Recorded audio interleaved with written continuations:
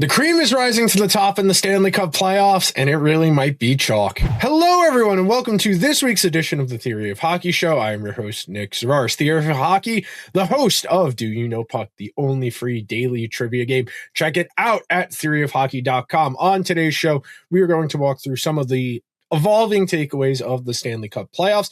To start today's show, we'll dive into the Carolina Hurricanes. We'll also talk about the Vegas Golden Knights and Anaheim Ducks, both teams relatively in depth. And then to wrap up today's show, we will bounce on over to the Montreal Buffalo series. So to start out, I talked about this on last week's show, and I do think it's worth re-emphasizing.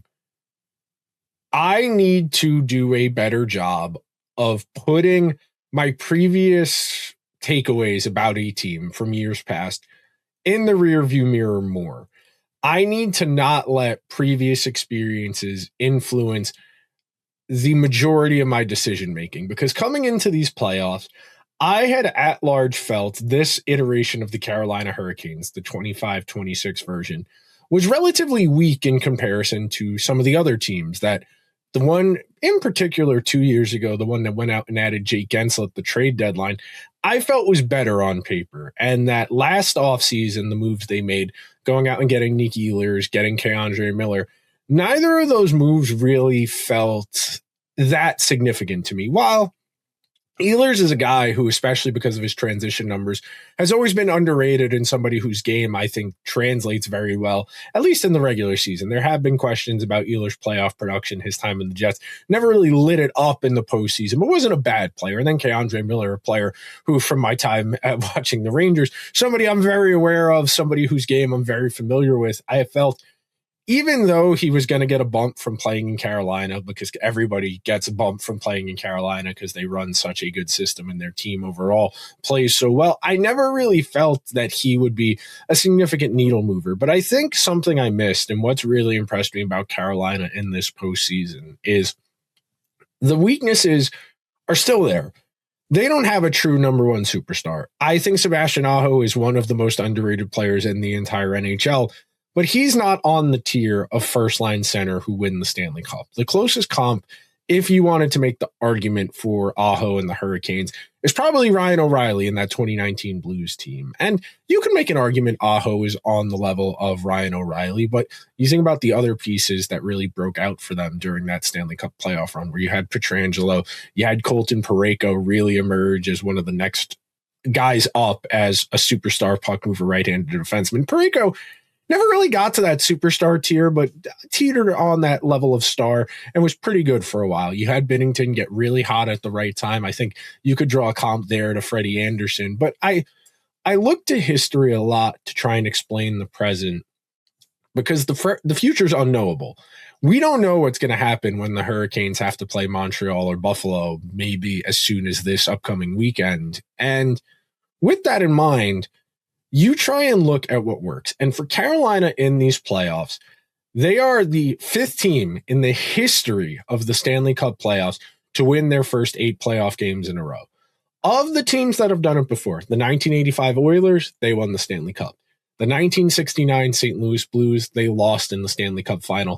The 1960 Montreal Canadiens won the Stanley Cup. And then the 1952 Detroit Red Wings won the Stanley Cup as well. So of the 4 teams prior that have done this, that have won their first 8 playoff games in a row, all of them have gone to the Stanley Cup final, and 3 of the 4 have won the whole thing. The Hurricanes are the first team in the history of this format of the Stanley Cup playoffs, where it's 4 best of 7 rounds.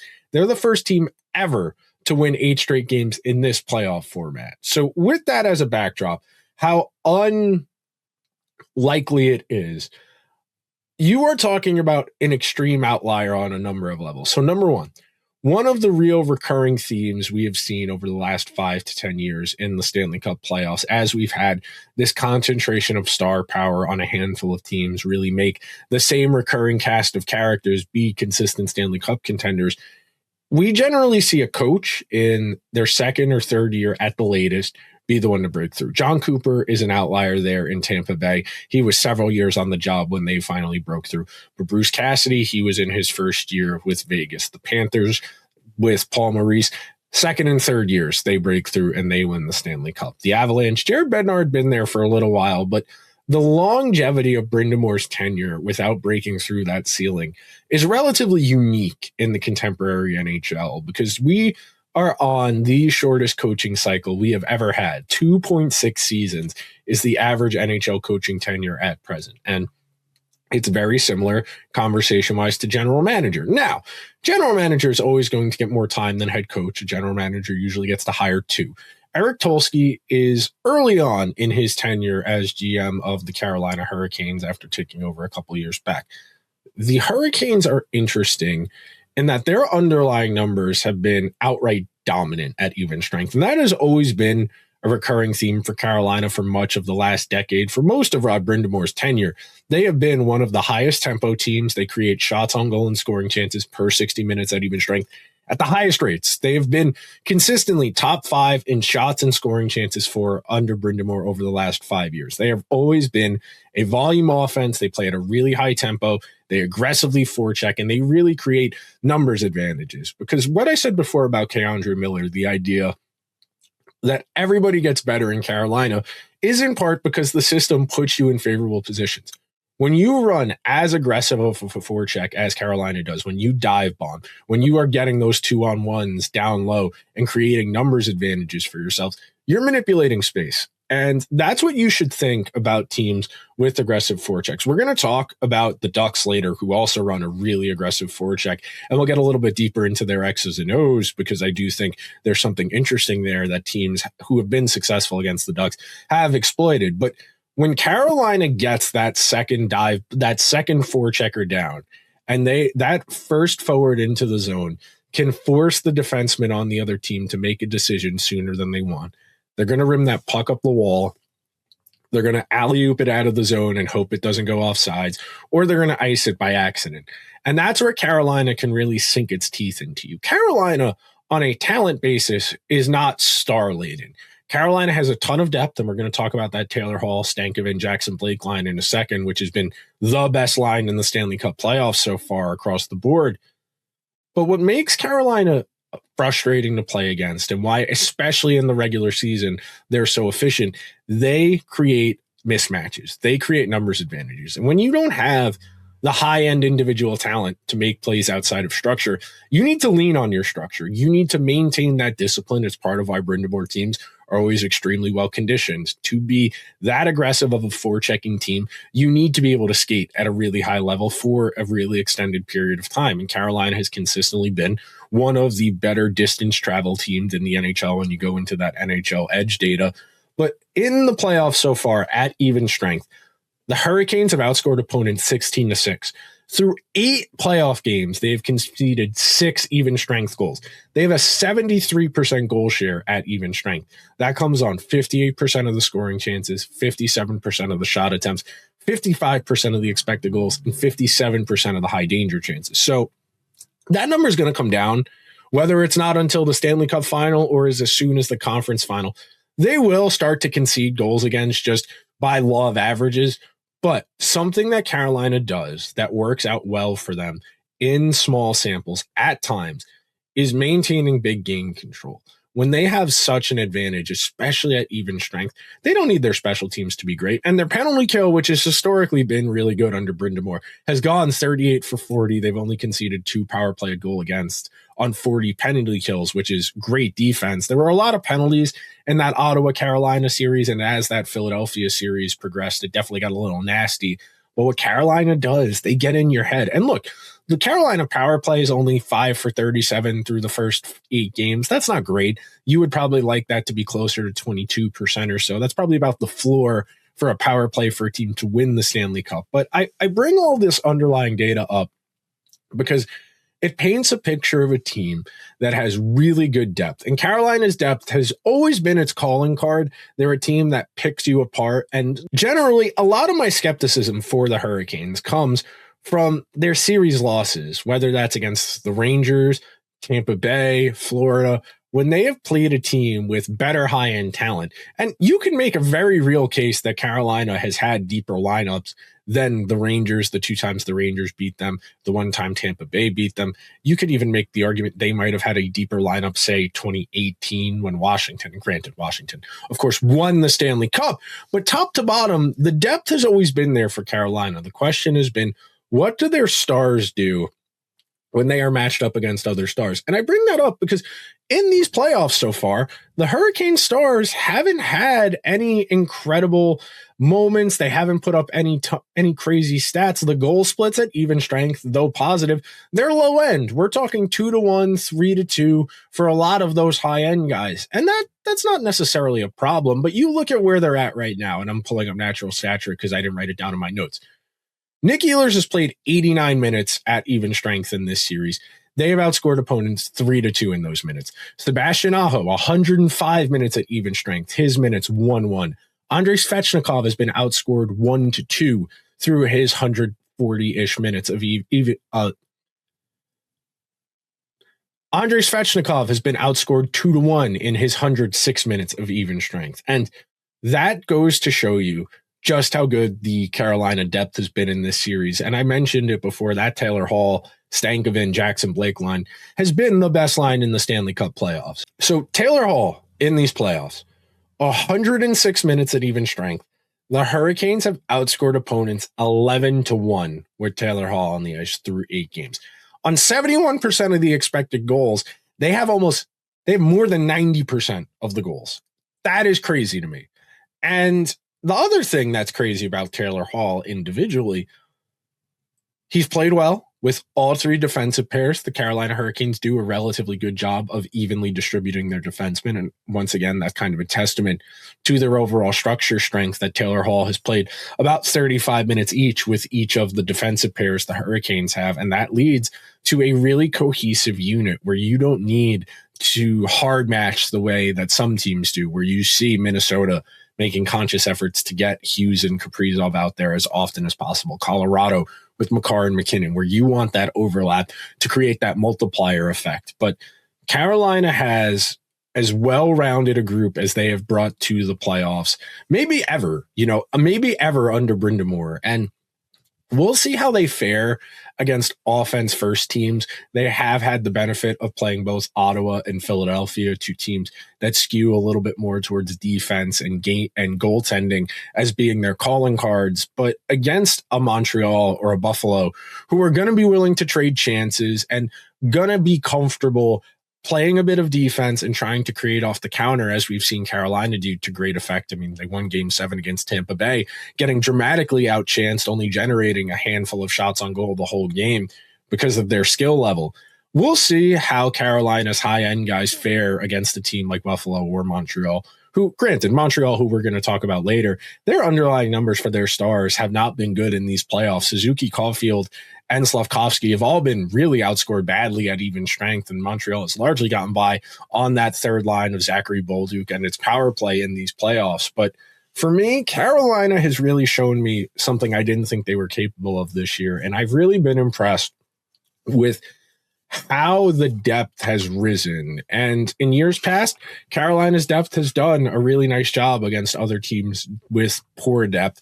And it's largely been the Ahos and Svechnikovs who have lost their 5-on-5 minutes against other teams' star players. That's the reality of the situation. We'll see if Carolina has finally gotten the right mix of guys to support them and if they can break through against whatever roadblock happens to be ahead of them. Now, shifting gears, talking about Vegas and Anaheim, I think this is a really fascinating series on 2 levels. Number one, something I was thinking about on Sunday night watching Vegas and Anaheim, and ultimately Anaheim won and that series is knotted up at 2. But what I wanted to talk about in regards to Vegas that I always think is worth discussing is the way they've gone about building their roster throughout the duration of the franchise. It's less than 10 years old. 2017-18 was the first season. Everybody famously remembers them going to the Stanley Cup final, rattling off those playoff series wins, winning the conference finals against the Jets in relatively short order, one of the more impressive series wins. Everybody still candidly thinks that 2018 Jets team is one of the best teams of the 2010s, and it just didn't have the energy left after that brutal second round series against Nashville. So on the Vegas note, since Vegas entered the league, 401, 224, and 76, a 626 points percentage, fourth in the NHL. They've made the playoffs 8 of the 9 seasons the Golden Knights have been in the league. The one season they didn't was the year they traded for Jack Eichel. They didn't have a full roster of guys. They dealt with a litany of injuries, as Vegas often does as an older, expensive team. They've made at least the second round in 6 of their 8 playoff appearances. They have never finished lower than 4th in their own division. They have been a ruthless turnover machine. They had Gerard Gallant. They go to Pete DeBoer. They go to Bruce Cassidy. And then this year, down the stretch, with 8 regular season games to go, they go and bring in John Tortorella. And the way Vegas has looked at coaches, I do find is in alignment with my personal feeling that once you've decided this guy isn't going to be the one, you got to make the decision. It's not that you don't trust, you don't like. It's not a personal decision. But so many teams in sports, especially teams that have been successful, get caught up in what's called the sunk cost fallacy. The idea that because you've already spent whatever it is, whether it's money, resources, time, that you can't give up on that. That is a mistake. That is going to lead you to wasting more time, to wasting more money. And that's not to say I don't think the Golden Knights could have won a cup with Pete DeBoer, but Pete DeBoer has not won a Stanley Cup in his career. Gerard Gallant has not won a Stanley Cup in his career. Bruce Cassidy won a Stanley Cup and had gone to a Stanley Cup final in Boston and then won one subsequently in Vegas. But within 3 years, the Golden Knights looked at the situation and said, we don't think Bruce Cassidy can get the most out of this group anymore. Let's change it. Now, whether I would have hired John Tortorella or not is besides the point. Vegas is in a decent position to be able to go on to at least the conference final, where they will be underdogs to the Avalanche, who have been the best team in the playoffs for my money. I know Carolina has yet to lose, but I think what Colorado has done against the quality of competition has been a little bit more impressive based on how good Minnesota was, especially in the earlier stages of that series. But for me, think about this for a minute. When you go through the history of the franchise, what Vegas has done, the players they've acquired, how they've acquired them, and then what they've not done, I think you can learn a lot about good roster decisions. So starting out, the first real big trade Vegas makes is to go get Max Pacioretty in 2019. They trade Nick Suzuki, Tomas Tatar, and a second-round pick for Max Pacioretty, who they ultimately give away in a future considerations trade. They looked at the player and said, we cannot get anything more out of it. It's over. It's done. No sunk cost. They get Brett Howden, who has been a pretty good middle sixer for them since he got there. They got him for a 4th-round pick and a prospect who's barely in the NHL anymore. You think about Mark Stone, Eric Brandstrom, who was their best defensive prospect and probably their best overall prospect at the time, Oscar Lindbergh, a 4th-line center who was out of the NHL in relative short order, and a 2nd-round pick for Mark Stone. Stone, who's been a fringe Selke candidate, who's been 60-ish points when healthy, and been one of the best defensive wingers in the entire NHL for about 10 years now. You think about that. All it cost them was a prospect, a 3rd or 4th-line center, and a 2nd-round pick. That's really good. Think about what they gave up for Jack Eichel. And look, a lot of teams are going to talk themselves into it if Alex Tuch is there on July 1st, making him an $11 or $12 million a year player. He's not that old. The league's getting more offense friendly. He'll age okay. Think about this. For Jack Eichel, who for my money is one of the 5 best centers in the entire NHL, Vegas gave up Alex Tuch, who's a pretty good top 6 forward. No complaints there. Peyton Krebs, who hasn't done much at the NHL level, a 1st-round pick, and a 2nd-round pick. Think about that for a second. What do we often say about draft picks? It's just like the mystery box question from Family Guy, where they put the boat in front of Peter and they put the mystery box, and Peter says, well, Lois, anything could be in the box, even a boat. That's the way NHL teams think about draft picks. And the Eichel situation is unique and that he was not going to stay in Buffalo. He wanted to get a certain medical procedure, and there was nothing Buffalo was going to be able to do to convince him of that. So if you want to say they took what they could get for him, and that was the best they could do. Fine. You do that trade 100 times out of 100. Eichel is one of the 20-25 best players in the entire league, and it cost you a top 6 forward, a prospect, and some picks. You do that 100 times out of 100. And think about where those picks were. The end of the first round, because the Golden Knights were a consistent playoff team, or even in the year you missed the playoffs, okay, it's the 19th overall pick. The chances of that pick, wherever it is in the first round, ultimately being a star-level producer to the caliber of Jack Eichel is minuscule. We're talking less than 5% chance outcome. The pick you trade ends up being as good as Eichel. That's good business. Ivan Barbashev was a prospect trade. Noah Hanifin, a first-round pick. Again, what we just said, Vegas, a consistently good team, is picking in the late teens or early 20s at minimum. And then if you go on a nice run, that pick is in the late 20s. Your chances of a pick in the late 20s being as good as Noah Hanifin are very slim. Now, can you make critiques about the types of players Vegas is targeted? Of course. I don't think Hanifin really fits the idea of what a number one defenseman looks like. And he's largely been in the mix with Theodore, and they went out and got Rasmus Anderson this year, but they didn't cost a lot. Tomas Hertl, a prospect and a first. That's it. And look, Hertl has not been great as a Golden Knight. He has dealt with a ton of injuries in his NHL career, and you might say Vegas regrets that one. But something else that just, they understand when you are in a window of contention, your picks and your prospects are worth more to other teams.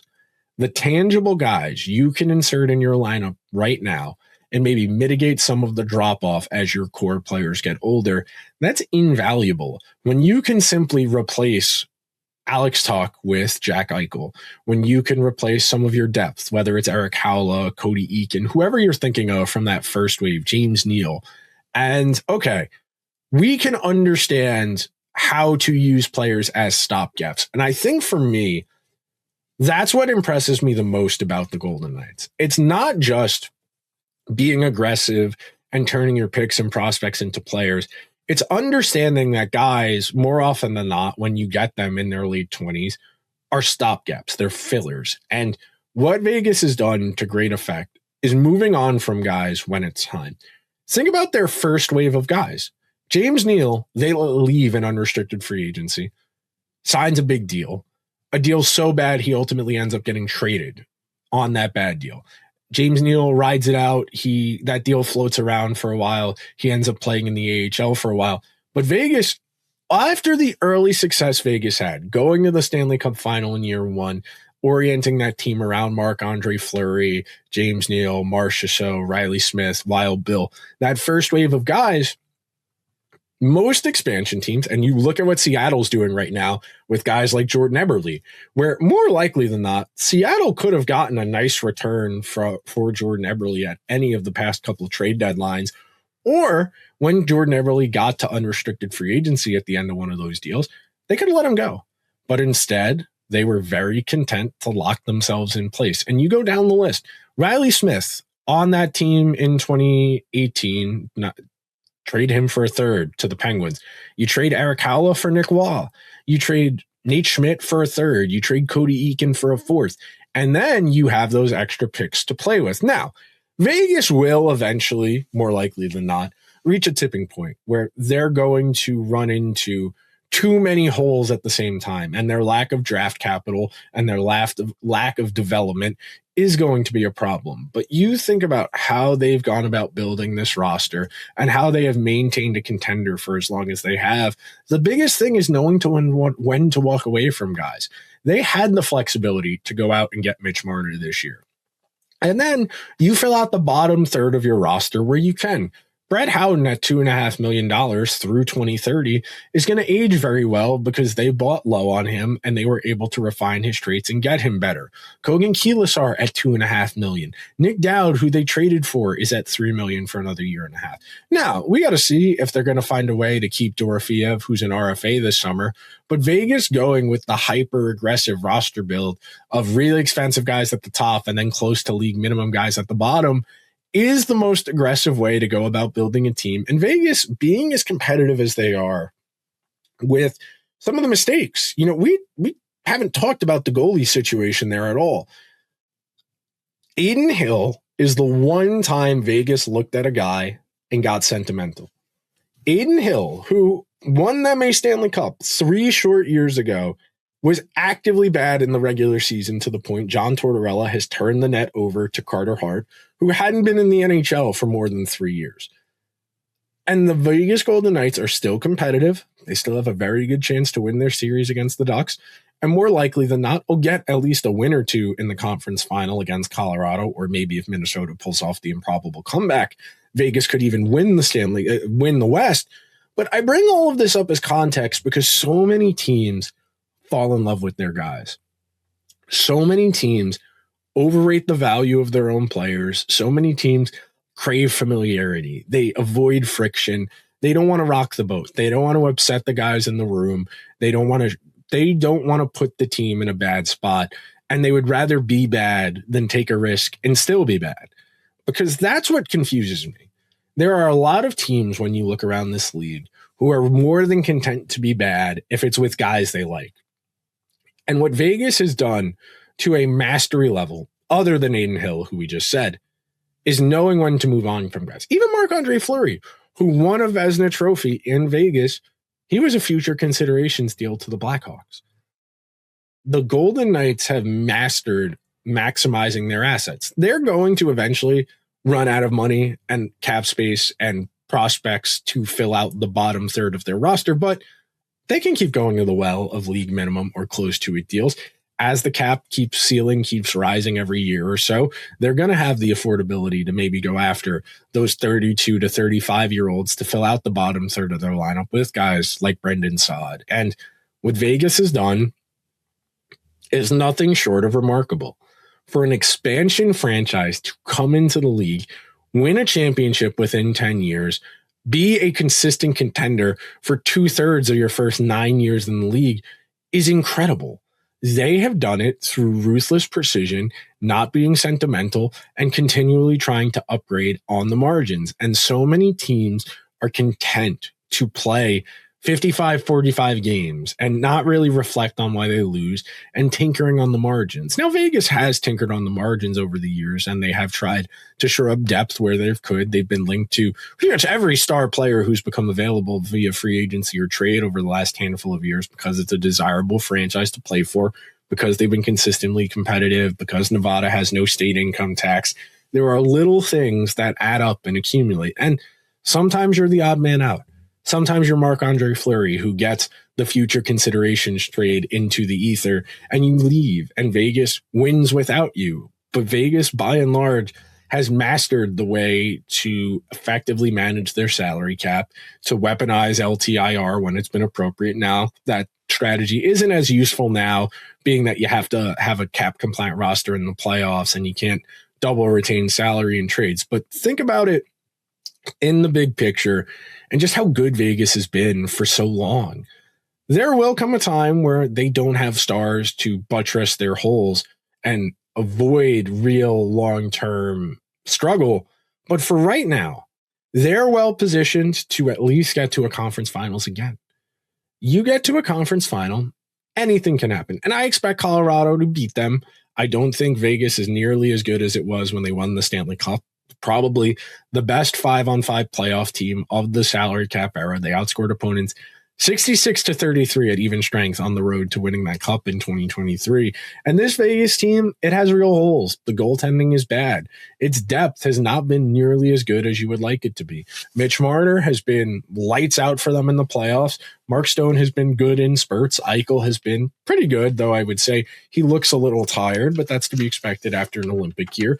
But for me, I think Vegas really shows you what's possible if you're willing to be unorthodox and if you're willing to buck convention. And that's my big critique about the Rangers, who have spent, and look, yes, I'm going to lead all roads back to the Rangers because unfortunately that's my favorite team. And that's the team that has made mistakes in a way that Vegas hasn't, where the Rangers have gotten sentimental. They have gotten unnecessarily attached to bad players or given second or third contracts to guys they shouldn't have. And it's gotten them stuck to some degree, and they don't have the ruthlessness to do the future considerations deal. And maybe Chris Drury finds a way to get out of some of these rougher long-term deals, whether that's Miller or Zibanejad.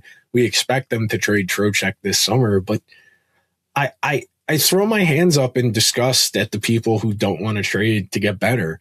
You have to be getting better. And it's not just against yourself. It's one thing to say we're going to be better than last year's team. Well, last year's team was the worst team in the league. You could be the second worst team in the league, and that would technically be an improvement. If you're looking at those teams, you got to get better. And now, on to Vegas's opponent, who the Anaheim Ducks have been not a revelation, but a surprise in these playoffs. Now, I thought the Oilers would beat them, but I thought it would be a little sweaty. I thought Anaheim would be just competitive enough that they could make the Oilers worry, that they maybe break them down, maybe they steal 2 games as opposed to 1. And ultimately, Anaheim's speed has been the single biggest takeaway about watching them. And for Vegas, who they're playing right now, it's been a real struggle. When you go and look at the NHL Edge stats, and NHL Edge is a public tool, the NHL publishes it through their website. You can go and look this up yourself. They track how fast players skate, how far they skate in a game, the distance they cover, how hard the shots are, where they are on the ice. And all of that data can occasionally mislead you. But when we're talking just pure skating speed, the Ducks being the fastest team in these playoffs by 18 to 20 mile per hour speed burst means a high average floor for skate speed. And up and down the lineup, they got a lot of skaters. And not skating isn't necessarily conducive to being a good player. There are plenty of good players who are slow. There are plenty of bad players who are fast. But being a good skater opens doors for you. It keeps you in the mix. Even someone like Ryan Poehling, who is not a very high-end player, but as being a plus skater, one of the faster guys on the Ducks, has opportunities that other players might not. And that doesn't mean he's going to have good underlying numbers, but it does mean he can on occasion steal a play. He can make the splash play in transition. He can do what he did on the penalty kill against the Oilers, where he stole a shorthanded goal. But for the Ducks, the thing that impresses me the most is how aggressive they are. And what I will say, and look, I don't like Joel Quenneville. His role in the 2010 Blackhawks scandal should have gotten him out of the league in perpetuity.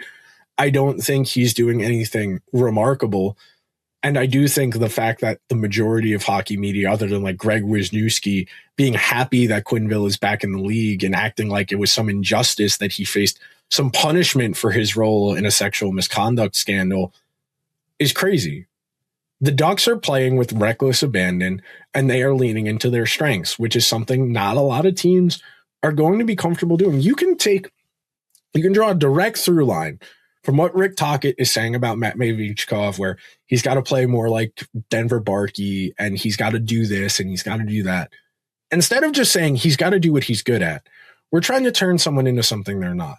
And what the Ducks have done in having a hyper-aggressive forecheck and a hyper-aggressive neutral zone, they have found an opportunity. And look, the Ducks don't have great underlying numbers at even strength. The Ducks are fine, but what they have done is they play to what they can do reasonably well. The Ducks want to be in transition. They don't want to play defense. The Ducks defensively are vulnerable. They can be broken down. Because they're so aggressive, you are going to have numbers advantages. That's why Duck games have so many odd man rushes. When you are sending that second forechecker down low to try and retrieve the puck off of the defenseman who went back to get it, that means the other team has a numbers advantage going back the other way. And that's where the Ducks have been vulnerable in transition defensively, is that you can catch them with guys up ice. And if you can break through that forecheck, you are going to have opportunities going back the other way, where Anaheim has had success on special teams.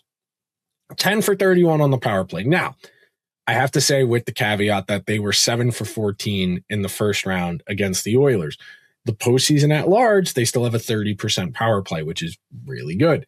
19 for 26 on the penalty kill is not great. The Ducks didn't have a great regular season penalty kill. They do take a lot of penalties by virtue of being such an aggressive team, being a team that struggles on defense and man on man. But think about it. First or best, I should say, in 18 to 20 mile an hour speed bursts in the regular season. Second most of any team in the playoffs, 18 plus miles per hour. That's against Vegas, who's 11th. Now, skate speed in of itself does not open a lot of doors. Having the applicable tools to use it is what's made Anaheim dangerous. Now, Anaheim's depth has struggled in these playoffs. Alex Killorn was great for them on the power play in that first round series against Edmonton. Alex Killorn has been outscored 10-2 in the playoffs of 5-on-5. Bennett Seneca has been outscored 9-5. Anaheim is a volume offense where they're going to trade chances back and forth, back and forth, back and forth. They don't create a ton of high dangers. They don't create a ton of expected goals. They create a lot of volume. They turn the game state into chaos. They do fire wagon hockey. They play river hockey where the chances are free flowing and they're going to get caught out of position. They're going to make mistakes. And to their credit, they have not been deterred by those mistakes. To their credit, they have found ways to beat teams they are expected to lose to.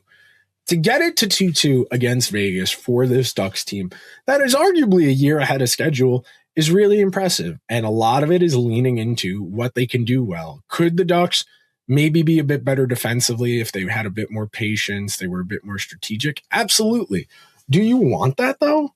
Do you want to lean on trying to cover up a weakness as opposed to emphasizing a strength? And I think the Ducks have proven the answer is no.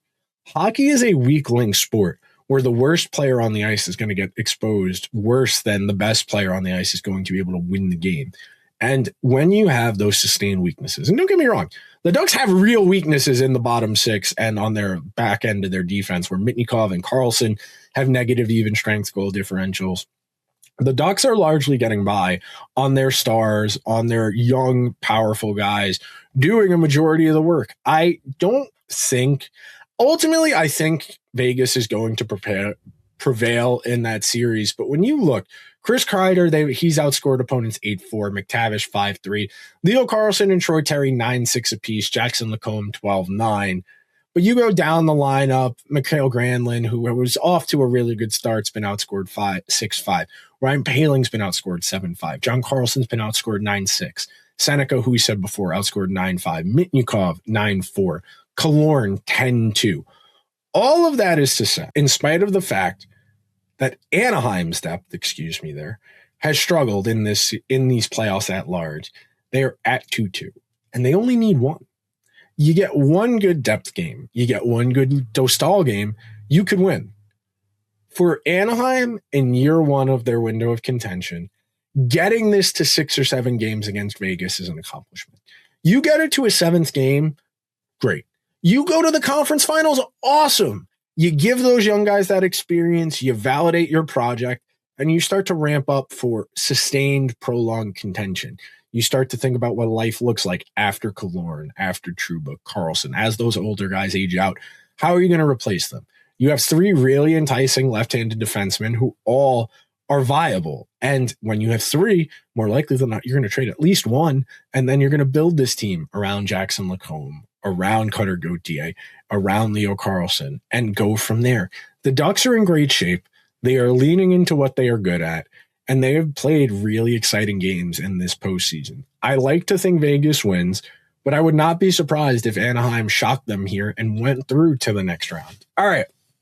To wrap up today's show, before we do our puzzle hints for the week, the last topic on today's show, I just wanted to talk a little bit about Montreal, because what I find interesting about Montreal roster-wise, their key players are still so early on. Suzuki's 26, Cole Caufield's 25, Slafkovsky's 21, Demidov is 20, Lane Hudson is 21, Caden Gooley's 24. Noah Dobson, I would say, is part of their core because of the contract they gave him when they acquired him last year from the Islanders. He's 26. Their 2 main goalies, Jacob Dobesh and Jacob Fowler, 21. And look, I know Montembaugh is still there, but Montreal is set up to have significant runs at this. And think about where they got these guys. Suzuki, that Pacioretty trade we talked about. The Bolduc trade, lights out. Caufield fell to them in the draft. Slafkovsky was a bit of an off-the-board choice when they took him first overall. Demidov they got in the first round. Their core pieces, first-round picks. Lane Hudson, a second-rounder. Caden Gooley, somebody they've had in the coffer for a while. Dobesh and Fowler, in-house guys. Then you went out and you got Alex Newhook. You went out and got Texier. Outscored opponents 6-1 in the playoffs.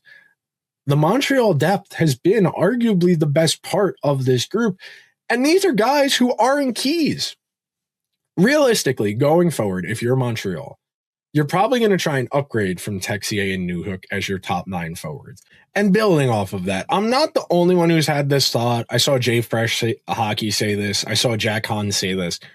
The thing that's really enticing about Montreal, they're getting good performances from guys like Newhook and Texier and Bolduc, for that matter, who were relatively low-cost buys. And then you think about, well, Josh Anderson's not going to be there long term.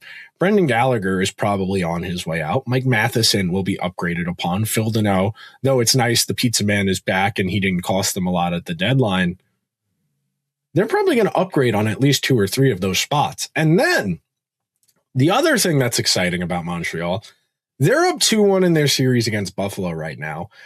They're in the second round of the playoffs with a series lead, largely buoyed on a young goalie, depth. Their stars have not played well in these playoffs. In these playoffs, Slafkovsky has been outscored 7-1 at even strength. Caufield has been outscored 8-2. Suzuki has been outscored 8-2. If the Canadians can just get a little bit from those guys, this is a scary team.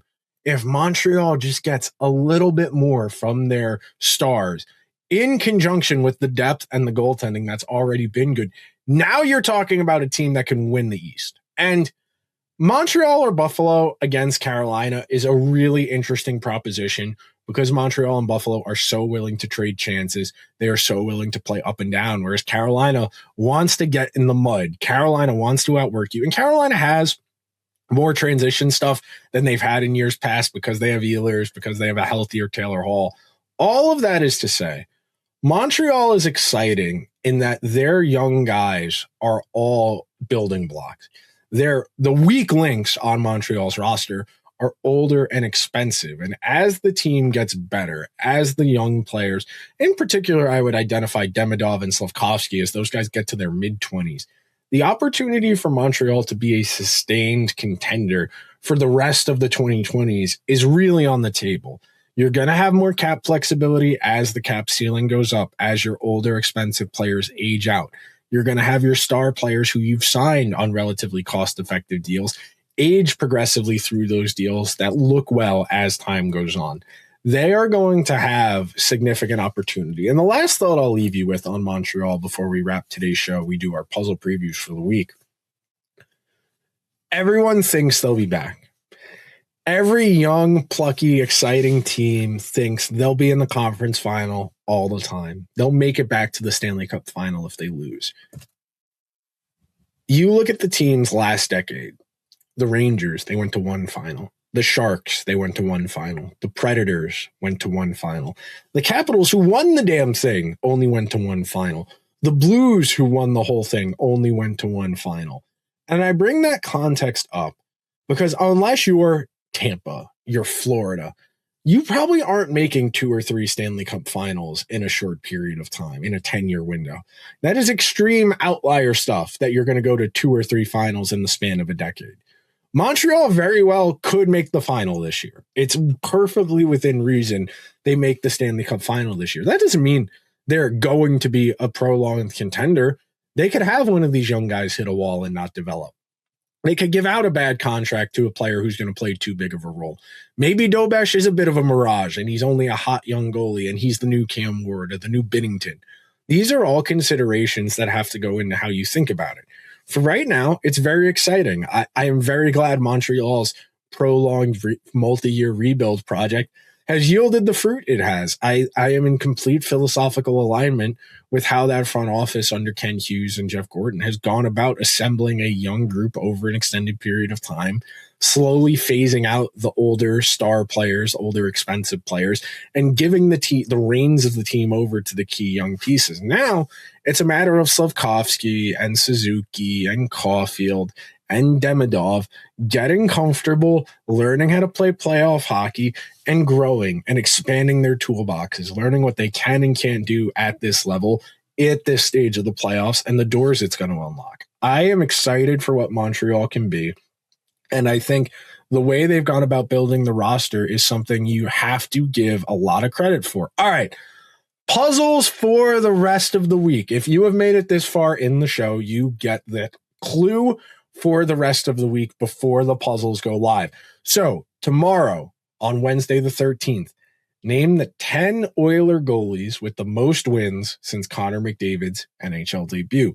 On Thursday, name the 13 goalies with the most playoff wins from 2010 to 2020 who did not win the Stanley Cup.